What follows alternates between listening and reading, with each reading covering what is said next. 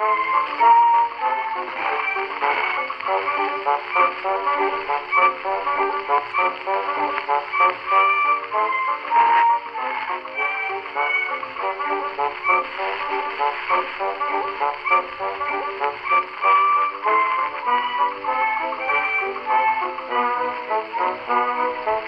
cool. All right. Oh, hi guys. Good to finally see you. So, whereabouts are you tonight? We are at Gonzales County Jail. Nice. Do you know much of the history of that place? Oh, history of this place. It's literally. It's from the 1887. 1885 was when it was built, and it was a functioning jail until 1975. Nice. Their most famous prisoner that they housed here was Gregorio Cortez. And he was charged with murdering 3 sheriffs. He actually got charged for 2, for one of those murders. The other 2, he was acquitted. Very cool. And there's another gentleman, his name was Albert Howard, I believe. He was also tried for murder, and he claimed his innocence until he died. There's actually a really cool story about him, actually. There's a clock tower located right outside the jail, and he pled his innocence until the day he was hung. And he said the town of Gonzales will know he was innocent because all 4 faces of that clock will not tell the same time when he dies. Sure enough, right when they hung him, the clock stopped working. None of them told the right times. It wasn't until years later when they gutted out the whole clock, put new mechanisms in there, and then start telling the right time. Right. Yeah. So the question is, was he innocent after all? Sure. And so there was only 3 people that were hung, but there were 3 people that were hung here in the gallows inside the jail. Right. Interesting. Neat. Is it your first time there? So some of us have investigated. Sorry. Some of us have investigated here before. Some of us have not. Some of us have just done the tour. So it should be interesting. We got a good mix of haven't, have. That makes sense. Yeah. Cool. So how about telling us about yourself? I mean, you guys formed 2020 last year? Yeah, we're brand new. A rough time to be starting up a team, I guess. Oh yeah. Yeah. So how did you come together? So we have been Together for a year. we've been together as a team for a year. Sydney and Jen and I have been we're a part of a team together prior to that for about a year. So we've only known each other for about 2 years, but it does seem like forever. Mm-hmm.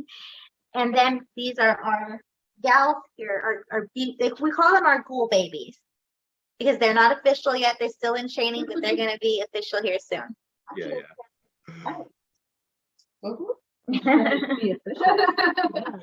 Yep, So there's varied amounts of experience within the team then. exactly. There is, yeah. Oh, that's great. It's great. It's awesome. I love seeing new teams starting up and getting into this field. It's the more teams, the better, I say. Right, exactly. The more eyes and ears out on the field. Just documenting stuff. I think it's a great thing. So good on you. Yeah, that's one of the reasons why we created this team, so we can help validate the proof of paranormal existence. Yeah. Well, we're all after the same thing, aren't we? So yeah. Exactly. I love the shirts, by the way. The shirts are great. Thank you. Whose design was that? We actually had it designed based off of a previous design that we had, so we just kind of gave ideas, and then we had a logo designer do it for us. But it's loosely based off of our previous logo. Yeah, that's neat. Okay, so the current you guys aren't obviously not in lockdown at the moment, so like we are at the moment, we're in lockdown again. But you guys are all away from that now. Lockdowns. I mean, some places are open for us to investigate. Others still have the whole quarantine rule to where they're not letting anyone go and investigate at the moment. So it's one of those touch and go bases with the places we want to investigate. Yeah. Now we've just gone back into a level 4 sort of lockdown now, so we're all stuck at home, and it sucks. It really does. Yeah. So what was the first case that you guys did as a team? It was Cloudcroft, New Mexico. that was our actual first big time investigation, I believe. Was it? Yeah. Because before that, it was just like the Donkey Lady Bridge, Devil's Bridge. Well, I guess big, but we would do a lot of things locally. So, where we live, San Antonio, Texas, we have a lot of areas that are haunted because where we're at in San Antonio, there is the Alamo, most famously. So there was a lot of battles in that area, a lot of Native Americans in that area. So we got a pretty good amount of places to investigate that we don't have to pay for. Yeah. Just outside. So we got Donkey Lady Bridge, we have the train tracks, we have Devil's Den, we have Devil's Bridge. Cemeteries. Cemeteries. Got open cemeteries that are open all night. They don't lock the doors, so we love it. So we mainly would do things like that just because of COVID starting. We didn't really have many places that we could go into. So we just mainly did that outside. But our first, I think she's right, our first major investigation was Cloudcroft, New Mexico at the Apple Barn and the Western Barn Grill. Yeah. Cool. Oh, that's neat. Okay. Like individually now, I would like you, if you could possibly tell me individually, what do you feel, what does the paranormal mean to you? What does the paranormal mean to you individually? That's a good question. Well, I'll go first. That's hard because that's a really, really tough question.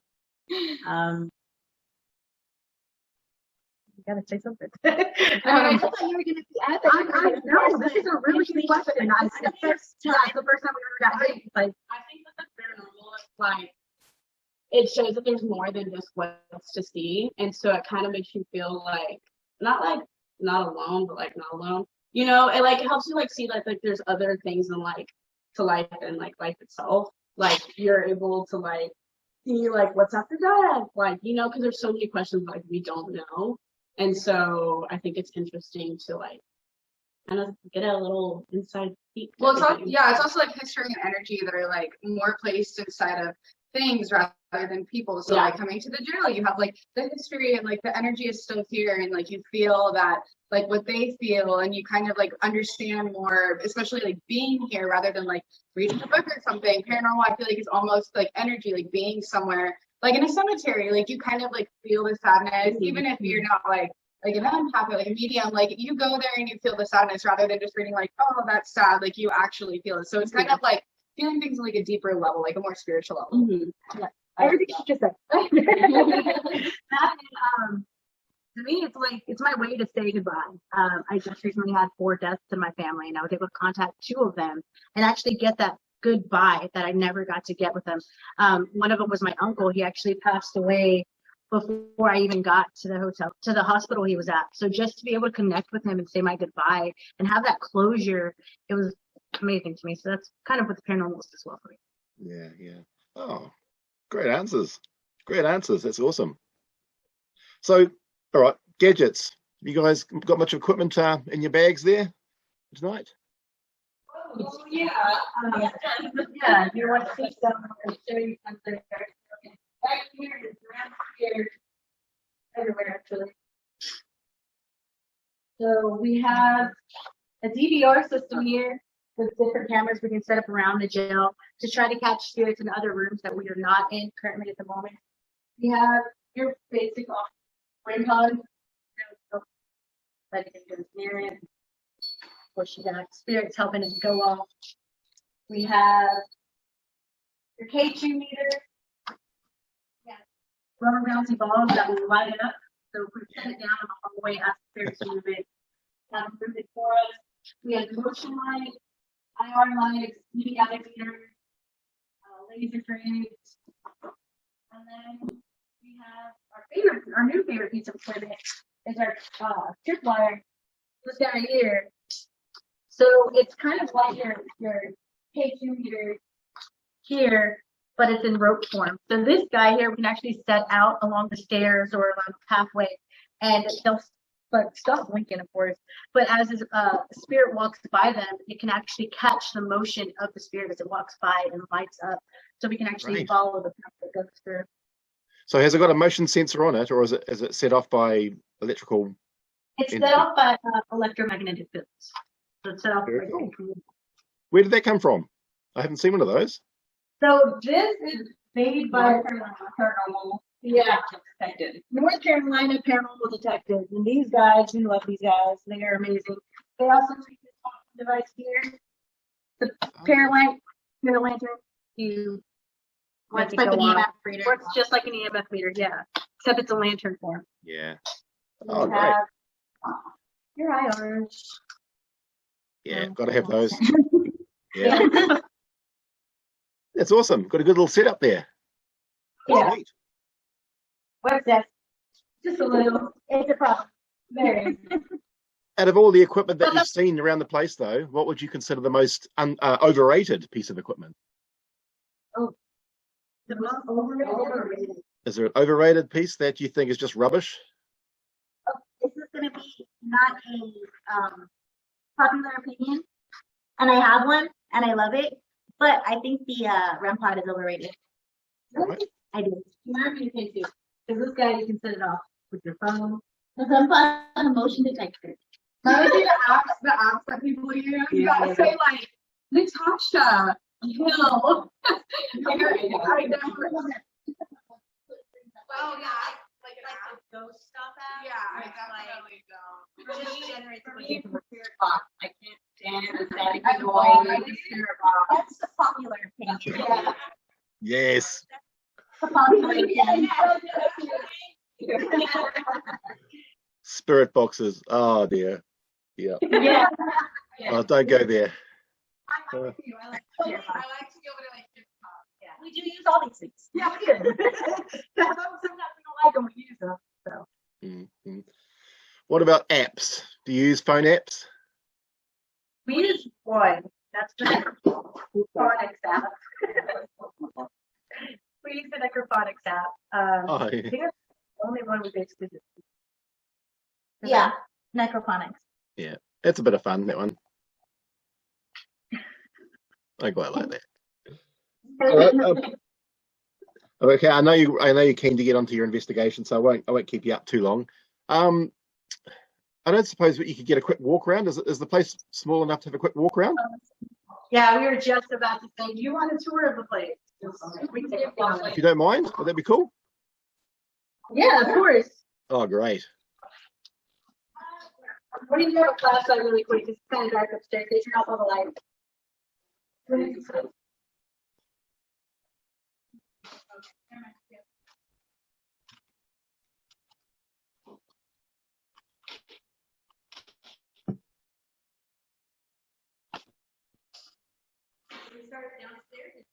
Yeah, upstairs. So we'll take you downstairs first.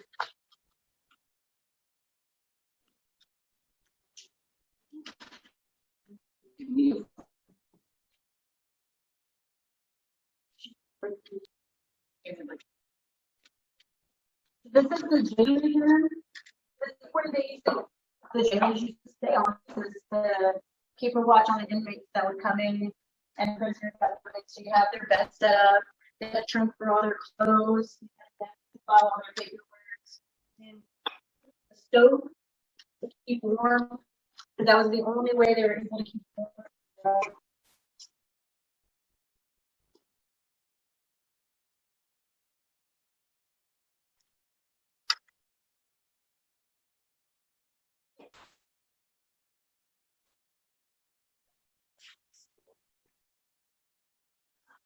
This is the dungeon.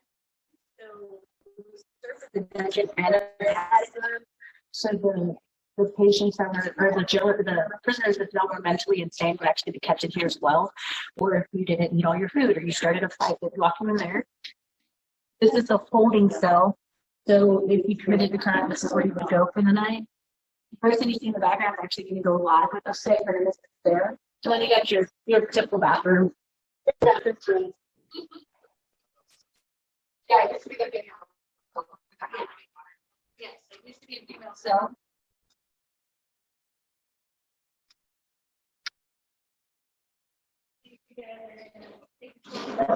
Well,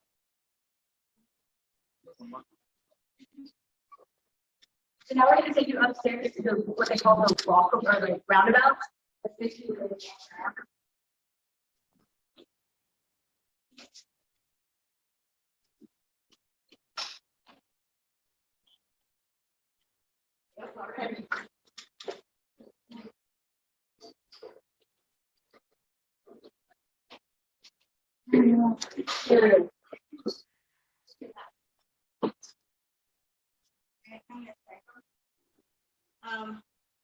Yeah, we're getting slowly started. So each one of us girls has a gift in the group. Some of us are very, very intuitive. I'm a medium, so just coming up the stairs already, me and Jennifer were drawn to this part of the cell.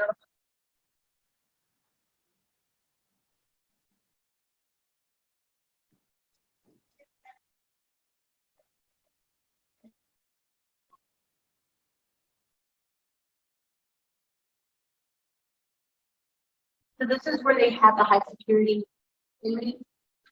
So if you were in this part of the jail, you were pretty much locked in there 24/7. The only access you would have is to the food from this little slot over here. Whoa, whoa.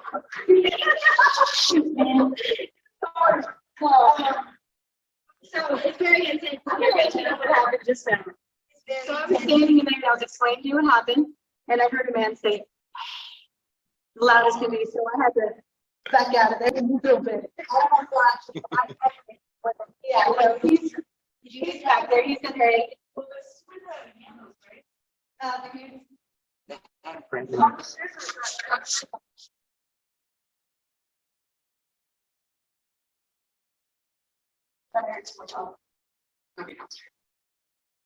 No, so yeah, we definitely have some visitors in here with us. They did say hi. I heard it.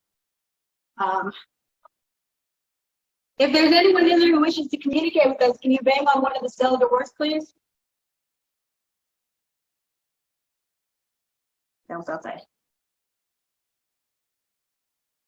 Can you make this noise?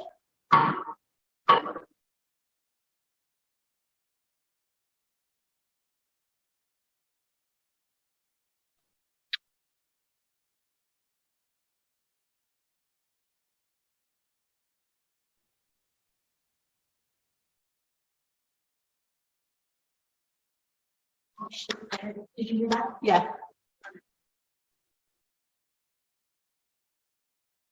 Can you knock a little louder, please? Just like this.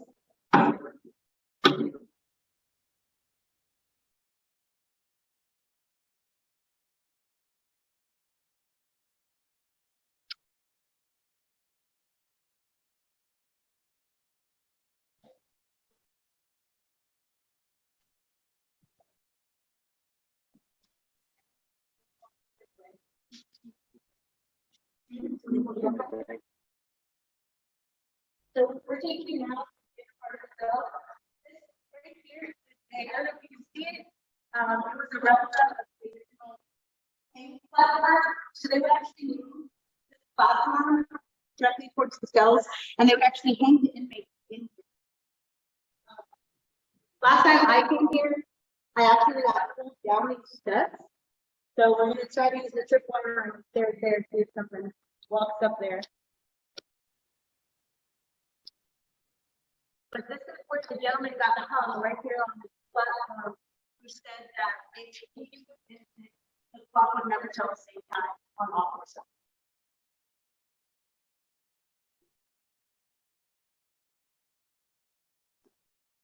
Is everyone here accounted for? Like everywhere I just saw somebody walk. Right now, so that.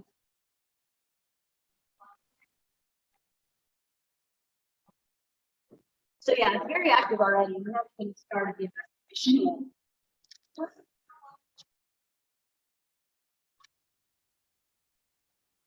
Yeah, this is the Gonzales County Jail. It's a great place. Love it. So midnight.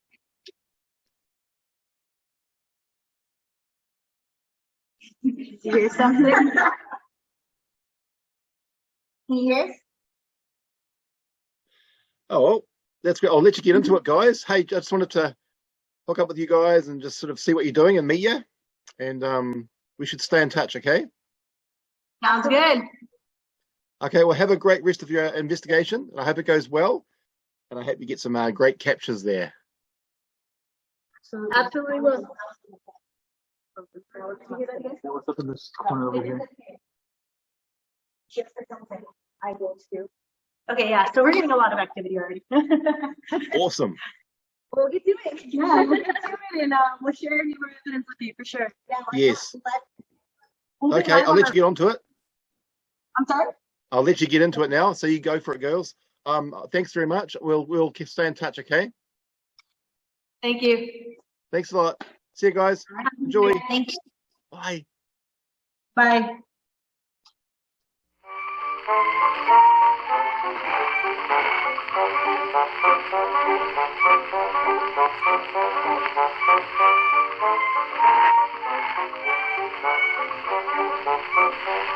Thank you.